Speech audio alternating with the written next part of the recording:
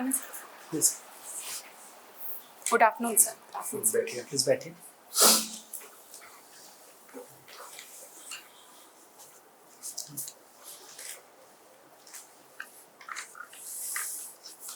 अखबार पढ़ते हैं आप? न्यूज़पेपर? आज का नहीं पढ़ा। आज का नहीं पढ़े। कौन सा न्यूज़पेपर पढ़ते हैं? दैनिक भास्कर। अच्छा, दैनिक भास्कर में पिछले 5 दिनों के अंदर जो भी महत्वपूर्ण समाचार आए थे, उनमें से कोई 3 समाचार मुझे बताइए। सर, सबसे पहले कल का था जो बिलासपुर में हुआ, जहां पर एक ट्रेन और मालगाड़ी की टक्कर हो गई, जिसकी वजह से करीबन 11 लोग की मृत्यु हो गई और 16 लोग घायल हो गए। ओके, कौन सी ट्रेन थी? सर, मेमू ट्रेन थी। कहाँ से कहाँ जा रही थी? पेंड्रा और बिलासपुर के बीच में थी सर। पेंड्रा और बिलासपुर के बीच में हुई। अच्छा जी, तो पेंड्रा से बिलासपुर तो हम जाएंगे तो उसलापुर पड़ेगा, फिर कोटा पड़ेगा, फिर बिलगहना पड़ेगा, फिर कोडरी कौनसरा पड़ेगा। टकराव तो गतौरा के आगे हुई है।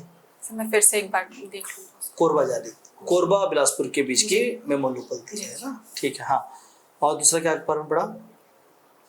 सर, एक वुमेन्स क्रिकेट टीम जो वर्ल्ड कप जीती एक, वो है जी। महिला क्रिकेट टीम के बारे में आपने बात किया अभी। जी सर।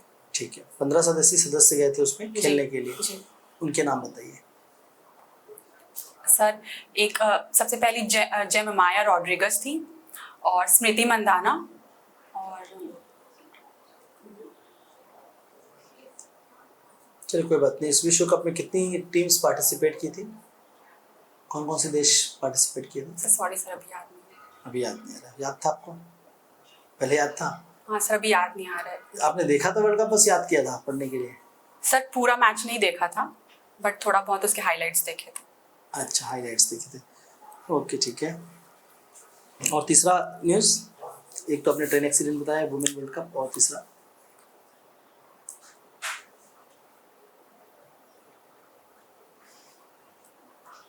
सर, अभी रिकॉल नहीं कर पा रही। अच्छा, ठीक है। छत्तीसगढ़ को धान का कटोरा कहा जाता है जी। इसके 2 कारण बताइए। सर, सबसे पहला जो सेंट्रल छत्तीसगढ़ है, उसकी बनावट इस तरीके से है कि वो जो एक बाउल का या कटोरे का जो शेप होता है, तो उस आकार में, जिसकी वजह से धान का कटोरा नाम पड़ा है। और दूसरी बात यह है सर, धान की जो पैदावार होती है छत्तीसगढ़ में बहुत मात्रा में होती है, तो उसकी वजह से भी ये बोला जाता है। बहुत मात्रा आपने जी सर। एक शब्द में जी किया। पिछले साल या इस साल जो डेटा है, कितनी मात्रा में हुई है? कितना टन धान इस साल उगाया गया है?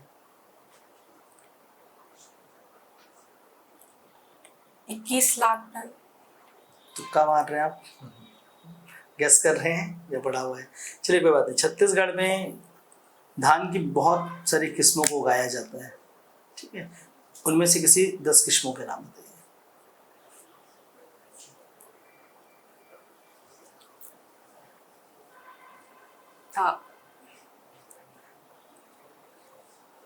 सर, सोना नाम से एक है।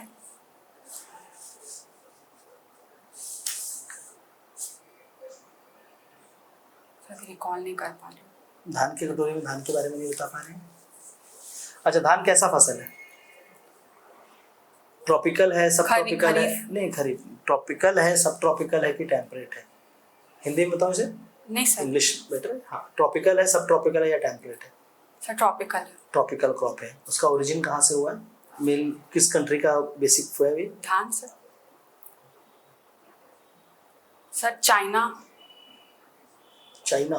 राइस चाइना से था। और जो इंडियन राइस उगते हैं वो यहीं से है। राइस का साइंटिफिक नेम क्या है?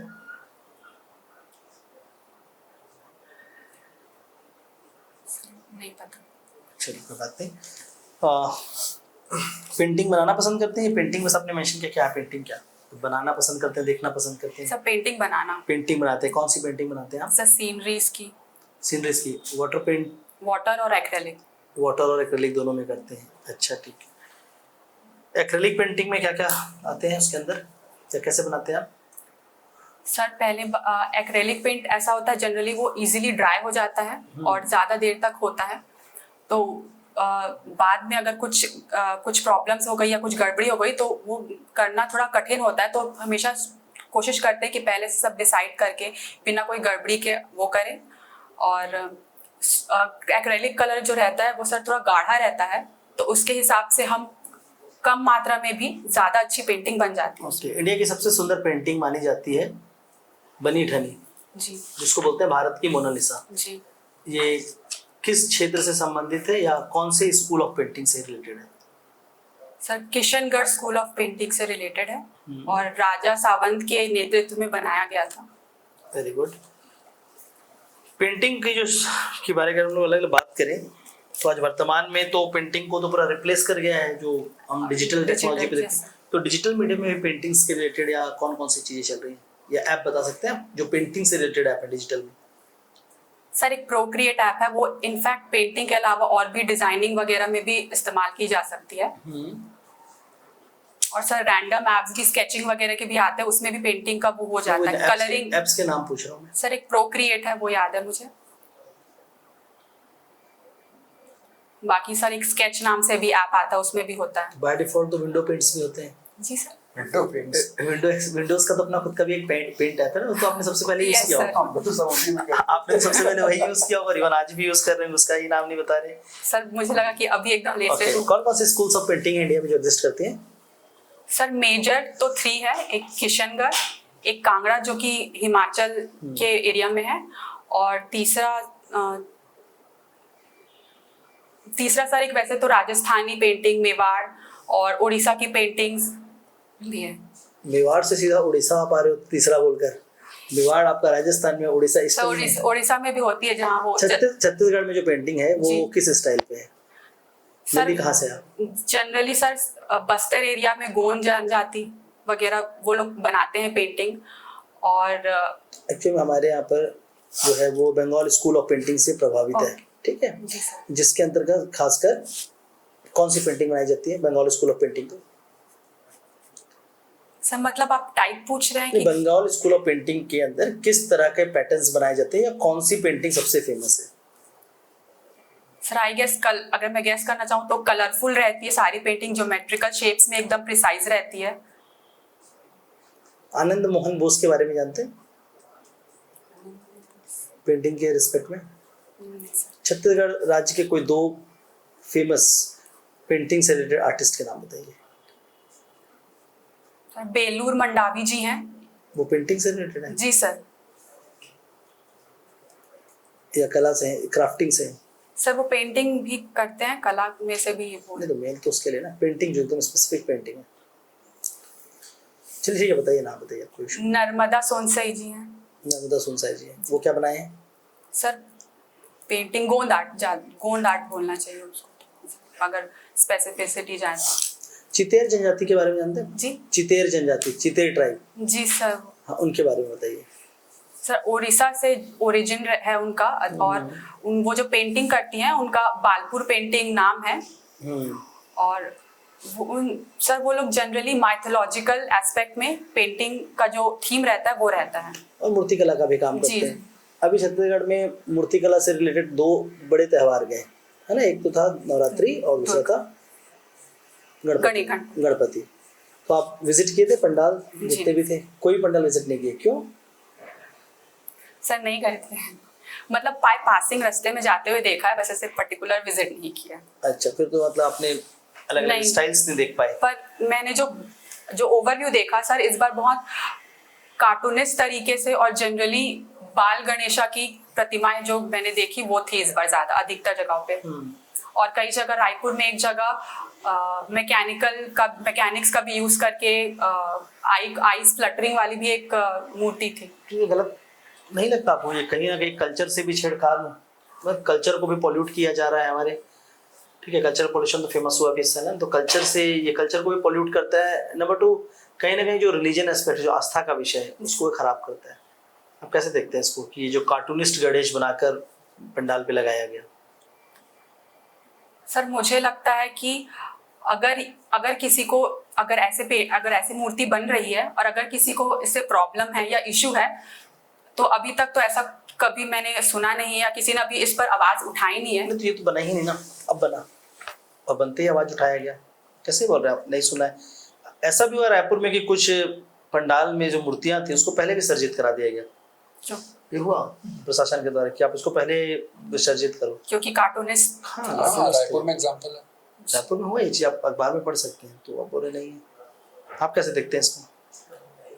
सर अगर मैं पर्सनली देखूं तो मुझे ये गलत नहीं लगता है, क्योंकि अगर देखा जाए तो इसमें कोई गलत बात नहीं या किसी जो मेजर रिलीजियस सेंटिमेंट है उसको हर्ट नहीं कर रहा है। पर अगर कुछ लोगों को इससे इन सब से तकलीफ है तो हमें लगता है हमें उनकी राय जरूर सुननी चाहिए और उस पर एक सहमत एक डिसीजन पर आना चाहिए।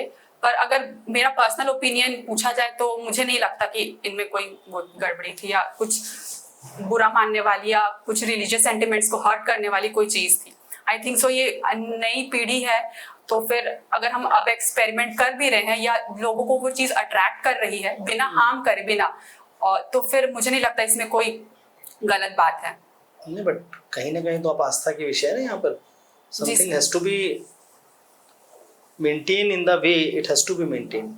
तो ये तो कहीं ना कहीं गलत हो रहा है। आप जो बोल रहे हैं ठीक है, आपका एक पर्सनल व्यू है, सर।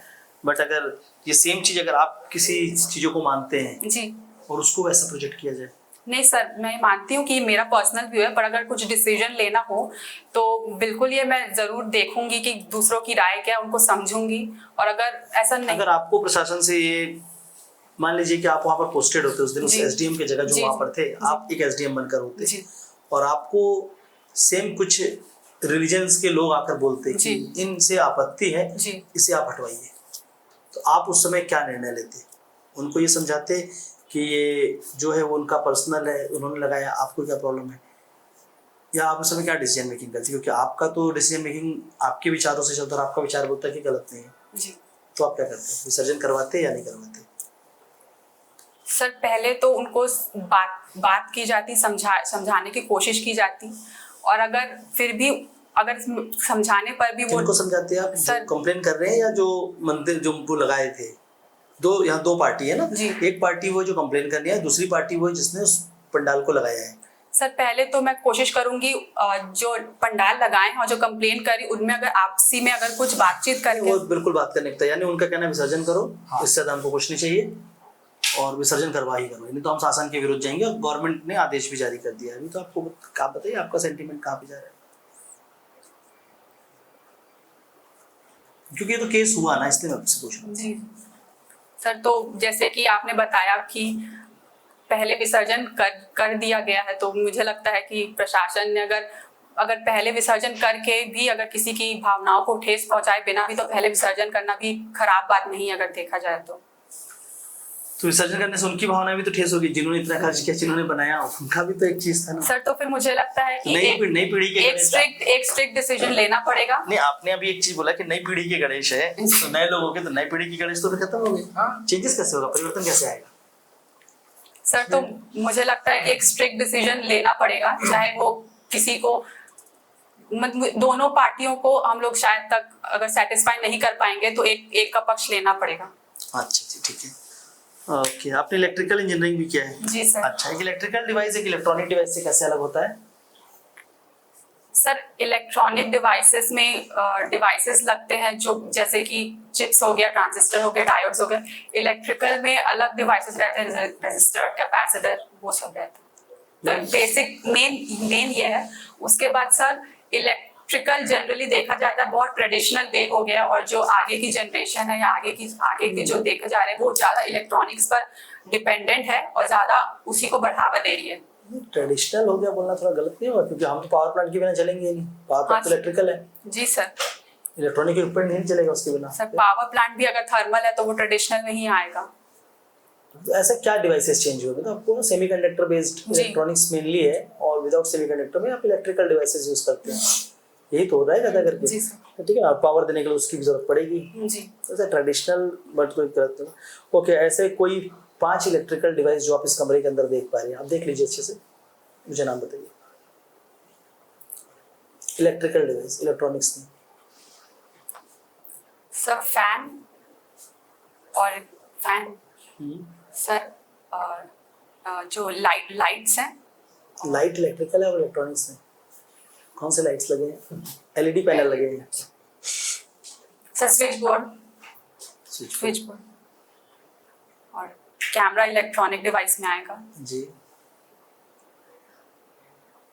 ऐसा करना। सेल फोन अगर देखें तो वो इलेक्ट्रॉनिक। वो तो इलेक्ट्रॉनिक्स हो जी, गया, हाँ। सेल फोन तो इलेक्ट्रॉनिक्स है, इलेक्ट्रिकल मैंने कुछ। इलेक्ट्रिकल अगर सर वायरिंग हुई होगी वो दिख नहीं रही है। वेरी गुड, हाँ वायरिंग है। जी ठीक है, एक लास्ट क्वेश्चन मैं आपसे पूछता हूँ। जी, सर। सारा क्वेश्चन, इंडियन कॉन्स्टिट्यूशन पढ़ा है आपने? पढ़ाई होगा ऑब्वियस है। इंडियन कॉन्स्टिट्यूशन को हम अलग अलग पार्ट्स वाइज डिवाइड करते हैं। मुझे आप पार्ट 15 से लेकर पार्ट 22 तक सारे पार्ट्स के नाम बताइए सीक्वेंस। भाग 15 से लेकर भाग 22 तक क्रम में नाम बता दीजिए।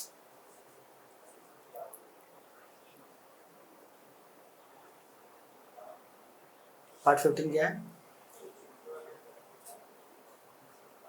ओके ठीक है सर।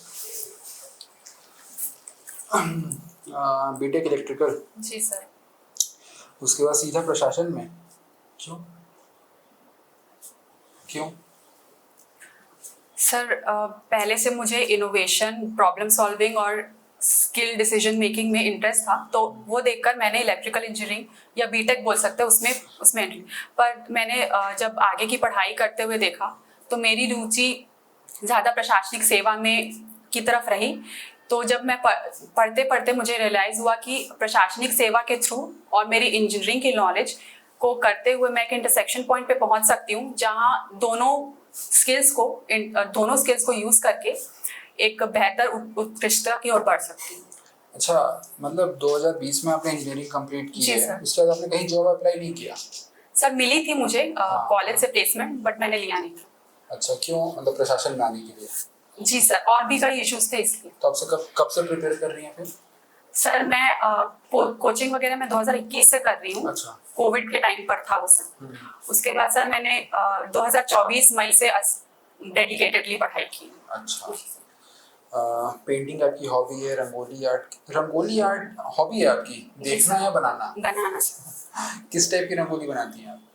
सर वो या तो अल्पना भी हो सकती है, या जनरल सीनियरी भी हो सकती है, या कुछ एनिमेटेड वगैरह भी।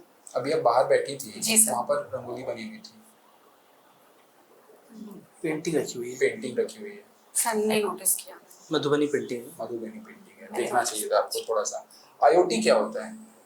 Sir IoT internet of things बोलते हैं इसको।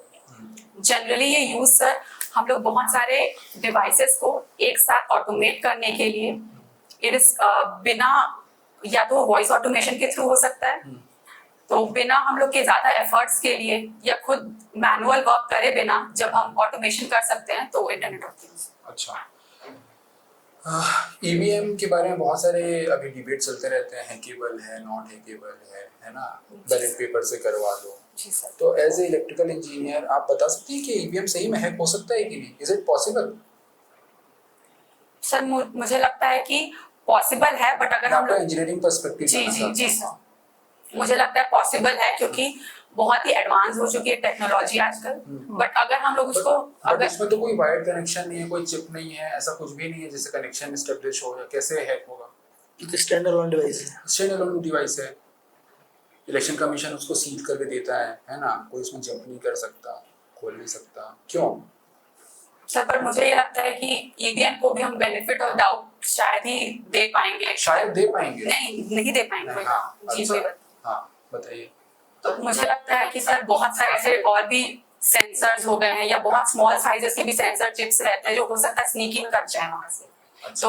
तो हम चाहे तो बहुत पहले से उसको और सतर्कता रखने के लिए बहुत सारी और टेक्नोलॉजी का यूज कर सकते हैं, जैसे कि ब्लॉकचेन टेक्नोलॉजी रहती है। पर मुझे नहीं लगता कि अभी उतनी एडवांस टेक्नोलॉजी यूज हो सकती है, बट मे बी हम पायलट प्रोजेक्ट की तरह उसको इस्तेमाल कर सकते हैं, शुरुआत कर सकते हैं उसको ट्राई करने की। तो फिर बैलेट पेपर से करवा लेना चाहिए इलेक्शन, क्यों नहीं हो रहा बैलेट पेपर से? अपोजिशन तो मांग कर ही है बैलेट पेपर से करवाने की, क्यों नहीं करवा लेना चाहिए? अगर 1% भी चांसेस है हैकेबल होने का, हैक होने का, तो करवा लेना चाहिए बैलेट पेपर से। सर बट अगर कंपैरिजन देखें बैलेट पेपर का और ईवीएम का, तो what you prefer, ballot paper और EVM? EVM sir. EVM. Opposition तो बोल रही है, अपोजिशन आज देश में 60% है ना, 60% पॉपुलेशन का रिप्रेजेंटेटिव है, वो तो बैलेट पेपर से करवाने के लिए बोल रही है, तो कर लेना चाहिए बैलेट पेपर से। सर आई गेस सारा एस्पेक्ट देखकर वो देखा जाए तो फिर बैलेट पेपर में भी बहुत सारे नेगेटिव चीजें Tell me हैं। 3. सर सबसे पहले ईवीएम है वो बहुत हैसल फ्री है, इसमें बहुत सारे हैसल होगा, पेपर का वेस्टेज होगा और हो सकता है कि एक इंसान कई अलग अलग नामों से अलग अलग उससे भी कर सकता है। अच्छा, ये आप तो छत्तीसगढ़ गवर्नमेंट या ऑलमोस्ट मेरे ख्याल से सारे स्टेट्स में पंचायत इलेक्शन बैलेट पेपर से क्यों होता है? वहाँ पर ईवीएम लगा सकते थे, क्यों नहीं लगाया वहाँ? यस सर, अभी टेक्नोलॉजिकली वहाँ के गांव की जो जनता है वो उतनी अवेयर नहीं है, तो मुझे लगता है इजीली फूल बनाया जा सकता है, पर हाँ कि उनको बैलेट पेपर वगैरह में भी इजीली फूल किया जा सकता है। हाँ। ये भी मैं मानती हूँ। हाँ। बट ईवीएम के थ्रू मुझे लगता है कि वो लोग को और ज्यादा उनका माइंड को या उनको उसको टर्न ट्विस्ट कर सकते हैं लोग। अच्छा, यहीं पर टेक्निकल लिटरेसी की बात आती है, जी। तो गवर्नमेंट के ऐसे कोई 3 स्कीम्स बताइए या फिर ऐसा कोई प्रयास बताइए जिसमें टेक्निकल लिटरेसी को बढ़ाने का प्रयास किया जा रहा है गवर्नमेंट की तरफ से, state government whether it is central government. Sir vocational training के बहुत सारे स्कीम्स चल रहे हैं और एक रिसेंटली जो थी इंसेंटिव स्कीम्स भी आई है उसके वजह से।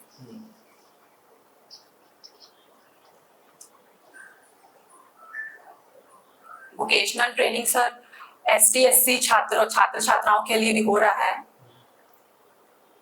बट एजेड लोगों को आप स्किल ट्रेनिंग में नहीं भेज सकते ना, ये तो आप एज की बात करें 18 to 30 40 तक है ना, जो पुराने 80s 90s के लोग हैं जो एजेड हैं है ना, उनको आप टेक्निकल लिटरेसी कैसे बताएंगे? अब इसीलिए तो मैं पूछा आपसे ईवीएम क्यों नहीं और बैलेट पेपर से क्यों ईवीएम करवा देते हैं पंचायत चुनाव में, है ना, शायद यही कारण होगा, है ना। अच्छा, नेक्स्ट क्वेश्चन, छत्तीसगढ़ का PCI कितना है? जी sir, per capita income 1,62,000। Fiscal consolidation क्या होता है? जी सर, फिस्कल कंसोलिडेशन, वित्तीय समावेशन।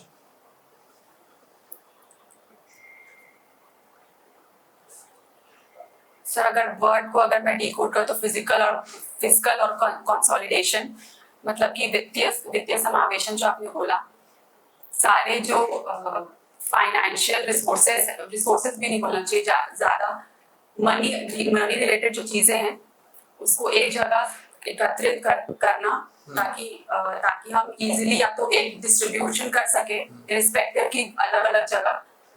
तो गवर्नमेंट ने ऐसे कौन कौन से मीडियम बनाए हैं इसको डिस्ट्रीब्यूट करने के, कौन कौन सी योजनाएं हैं मीडियम है? मुद्रा योजना है और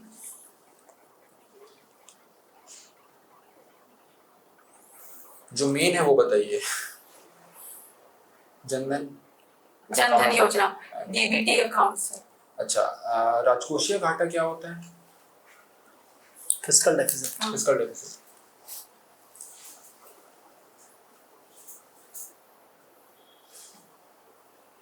सर जितना हमारी इनकम रहती है एज अ स्टेट और जितना हमने बोरोइंग्स दूसरे जगह से की रहती है उसका जो डिफरेंस रहता है वो फिस्कल डेफिसिट होगा। अच्छा, कितना है छत्तीसगढ़ का फिस्कल डेफिसिट? Sir 2.9% something. इतना कम? सर मुझे अभी यही याद आ रहा है। ऑलमोस्ट 6%, इसलिए ये क्वेश्चन आया। ठीक है, छत्तीसगढ़ में 5 पेंटिंग्स के फॉर्म बताइए।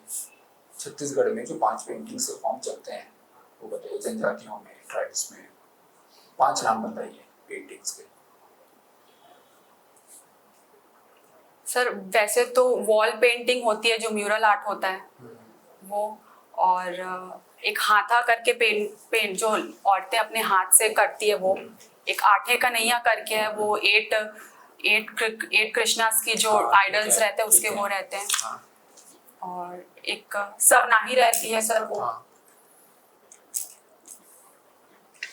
ठीक है,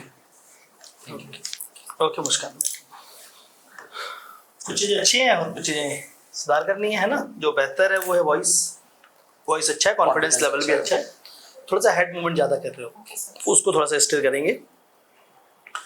आपने ना कहीं पर आप बहुत वो हो रहे हो, जैसे कि मैंने यहाँ लिखा कि be critical but not criticise the government, कहीं कहीं पर आपने सरकार को क्रिटिसाइज कर दिया है, क्रिटिकल होइए, ठीक है ना, डोंट टेक सच स्टैंड कि आप जो सोचते हैं, है ना, थोड़ा सा डिप्लोमेट होना ज़रूरी है कि सरकार ने अगर दिया है तो हाँ, क्योंकि वो मेरा कार्य है, तो अगर मुझे आदेश दिया गया तो मैं डेफिनेटली उसको करना चाहूँगी जो गवर्नमेंट ने मुझे किया, और इसके बारे में मैं जैसा भी कन्वे हो पाए दोनों ही पार्टी को कन्वे करूँगा, ठीक है। समटाइम्स रिलीजन एक पर्सनल ओपिनियन होता है लोगों का, और उस पर्सनल ओपिनियन के लिए वो स्वतंत्र हैं सोचने के लिए, बट अगर ऐसा कोई इश्यूज आता है जहाँ पर दो लोगों के रिलीजन एंगल कन्फ्लिक्ट हो रहे हैं, तो डेफिनेटली जैसे कि पहले सुप्रीम कोर्ट ने भी आदेश दिया कि बहुत समय से जो चला आ रहा है उस परंपरा को मानना चाहिए, and sometimes too much of vulgarity in the religion is not acceptable, that has been taken in the Raipur through those मूर्ति जो भी थे, सो इफ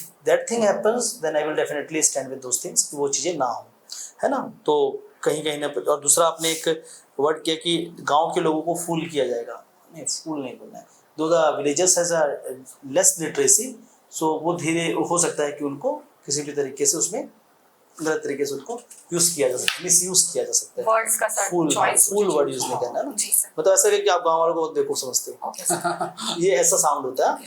तो उसके बाद बेसिक्स थोड़ा सा पढ़िए, अभी तो टाइम है क्योंकि 13 को है। जी sir, opinion is good, again sometime be flexible upon your opinion, बहुत रिजिड नहीं होना है, ठीक है, और रिजिड होना है उस समय जब आपको कोई स्टैंड लिए हो, पर डिप्लोमेसी के हिसाब से अगर दिया जा रहा है क्वेश्चन तो समझना पड़ेगा, हाँ।